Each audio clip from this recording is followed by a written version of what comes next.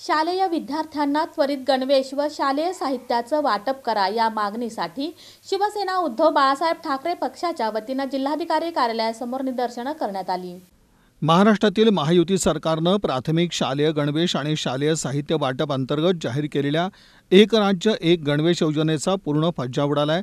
म्हणून शालेय विद्यार्थ्यांना त्वरित गणवेश आणि शालेय साहित्य वाटप करा यासाठी शिवसेना उद्धव बाळासाहेब ठाकरे पक्षाच्या वतीनं जिल्हाधिकारी कार्यालयासमोर सोलापूर महानगर प्रमुख विष्णू कारंपुरी यांच्या नेतृत्वाखाली आणि जिल्हा प्रमुख प्राध्यापक अजय दासरी, शहर प्रमुख महेश धाराशिवकर, दत्तात्रय वानकर, शरणराज केंगनाळकर यांच्या प्रमुख उपस्थितीत निदर्शनं करण्यात आली।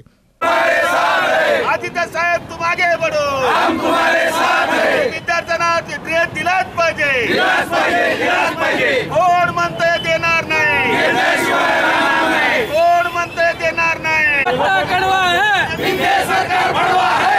शिवसेना प्रमुख माननीय बाळासाहेब ठाकरेंचा विद्यार्थ्यांना फसवणाऱ्या नालायक सरकारचा, विद्यार्थ्या रस्त्यावर आणणाऱ्या नालायक सरकारचा।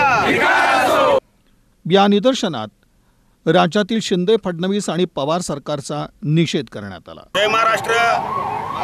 आज शिवसेना उद्धव बाळासाहेब ठाकरे पक्षाच्या वतीने शालेय गणवेशाबाबत या शिंदे सरकारनं, महायुती सरकारनं जे गोंधळ केलेला आहे त्याच्या विरोधात आम्ही या ठिकाणी निदर्शने करीत आहोत। या निदर्शनाच्या माध्यमातून सरकारला आम्ही इशारा देतो की तुम्ही ज्याप्रमाणे 8 जूनला जो GR काढला की विद्यार्थ्यांना गणवेश द्यायचं आणि 25% शालेय साहित्य द्यायचं, शाळा चालू होऊन 15 दिवस होत आहेत, अद्याप कुठल्याही प्रकारचं गणवेश दिलेलं नाही आहे आणि शालेय साहित्य दिले नाही।